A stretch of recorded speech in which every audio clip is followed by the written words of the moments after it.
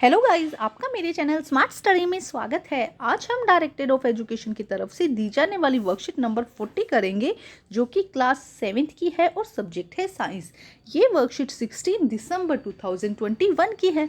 तो आइए शुरू करते हैं आज की worksheet. Motion and time, measurement of time. देखो क्या कहा गया है।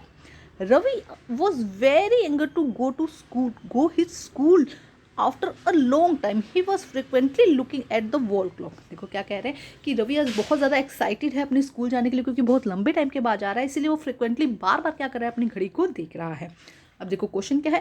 What was Ravi observing the wall clock. क्या देखना चाह रहा है वॉल क्लॉक में, वो क्या देखना चाह रहा है, टाइम। बार बार क्यों ऑब्जर्व कर रहा है उसको, वो वहाँ पर क्या देखना चाहता है, टाइम देखना चाहता है। ठीक है, इसे अच्छे तरह देखते हैं हम। बार बार क्यों ऑब्जर्व कर रहा है, क्योंकि वो टाइम चेक करना चाहता है और वो स्कूल के लिए लेट नहीं होना चाहता।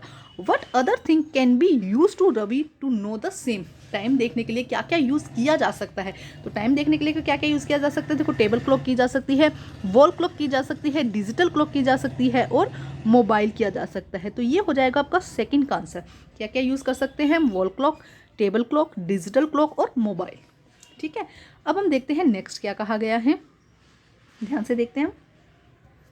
May natural event repeat themselves after a definite interval to time. For example, a day, a month, a year. All are the fixed interval of a time. देखो क्या कर रहे हैं, कुछ नेचुरल इवेंट्स ऐसे होते हैं जो हर कुछ निश्चित टाइम के बाद भी अपने आप को क्या करते हैं, दोहराते हैं, अपने आप को रिपीट करते हैं। जैसे कि ए डे, देखो जैसे कि मॉर्निंग हुई, फिर आफ्टरनून हुआ, उसके बाद इवनिंग हुई, नाइट हुई, फिर मॉर्निंग हुआ, फिर आफ्टरनून हुआ, फिर इवनिंग हुई, फिर नाइट हुआ। तो ये क्या है, एक सर्कल है, बार बार में क्या हो रहा है, रिपीट हो रहा है।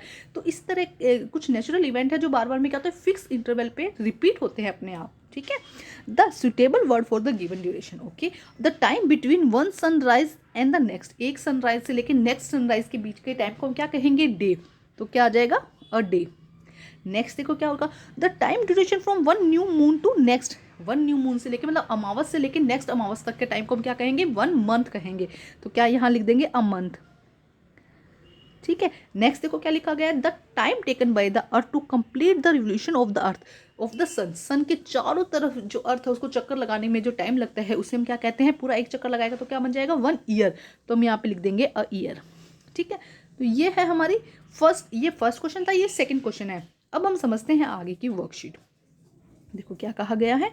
Clock and watches are the most common time measuring device. Clock और वॉचेस के थ्रू हम क्या कर सकते हैं, कॉमनली अपने टाइम को, डिवाइस को हम टाइम को मेजर कर सकते हैं। Clock make use to some periodical motion. Clock में क्या होता है, पीरियोडिकल मोशंस होते हैं, मतलब कि इस तरह से, देखो इस तरह से बार बार में रिपीट हो रही है। देखो इस तरह से घड़ी चलती है ना, तो इस तरह से चलती है ना, जो सेकंड वाली सुई है बार बार में इसी मोशन में चलती रहती है। तो इसे हम क्या कहते हैं, पीरियोडिक मोशंस। देखो किस किस तरह की होती है, वॉल क्लॉक होती है, टेबल क्लॉक होती है और डिजिटल क्लॉक होती है। देखो आगे क्या कहा गया है, ध्यान से समझते हैं हम। A motion that repeat itself after certain time interval is called periodic motion. तो देखो क्या कहा जा रहा है कि कुछ मोशंस ऐसे होते हैं जो कुछ टाइम के बाद में क्या करते हैं, अपने आप को रिपीट करते हैं, कुछ निश्चित टाइम के बाद क्या करते हैं, अपने आप को रिपीट करते हैं, उन्हें हम पीरियोडिक मोशंस कहते हैं। ध्यान से समझो, जैसे कि देखो क्लॉक चलिए तो इस तरह से चलेगी, फिर वापस इस तरह से, है ना।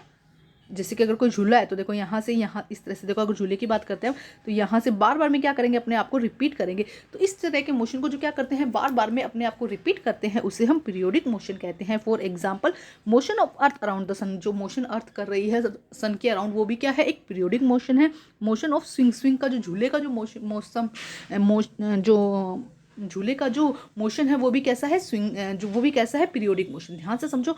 अब देखो क्या कहा गया, one of the most well known periodic motion is that is simple pendulum. Pendulum क्या है, एक सिंपल पेंडुलम जो होता है वो एक पीरियोडिक मोशन को रिप्रेजेंट करता है। किस तरह से सिंपल पेंडुलम क्या होता है, देखो यहाँ से एक आपने एक थ्रेड लिया, उसको बांध दिया किसी जगह से, ठीक है। अब आप क्या करोगे, यहाँ पे आपने एक बॉल बांध दी। अब फर्स्ट आपने यहाँ लाकर उसको छोड़ दिया, तो क्या करेगा, वो पहले इस तरफ मूव करेगा, फिर इस तरफ, फिर वापस इस तरफ आएगा, फिर इस तरफ आएगा, और इस तरह वो धीरे धीरे मूव करता हुआ अपनी पोजीशन पर आ जाएगा। देखो हुआ क्या है, पहले ये बॉल को यहाँ से लेकर हमने क्या किया, मूव कर दिया, इस धागे से जो बॉल बंधी है उसको यहाँ पे मूव करा। अब यहाँ करके हमने इसको छोड़ दिया, तो पहले ये अपनी ए डायरेक्शन में, जो ये ए डायरेक्शन है यहाँ आएगा, फिर ये अपनी, चलो ओ है ये, है ना, तो ये ओ डायरेक्शन में आएगा, फिर ये बी डायरेक्शन में आएगा, फिर ये वापस से ओ डायरेक्शन में आएगा, फिर ये ए डायरेक्शन में जाएगा, फिर ये ओ। तो बार बार में क्या कर रहा है, अपनी पोजीशन में सेम रिपीट कर रहा है ना, तो इसे हम क्या कहते हैं, पीरियोडिक मोशन। अब देखो क्वेश्चंस दिए गए हैं जो कि बहुत ही ज़्यादा आसान है। The motion of the earth around the sun is as example of, किसका एग्जाम्पल है, पीरियोडिक मोशन का। तो आप यहाँ पे लिख देंगे पीरियोडिक। ठीक है, यहाँ पर क्या आंसर आ जाएगा, पीरियोडिक। ठीक है। सेकंड देखो, what do you mean by the periodic motion, तो यहाँ पे आपका आंसर दिया गया है, motion that repeat itself after certain time interval is called periodic motion. For example motion of earth around the sun and motion of swing.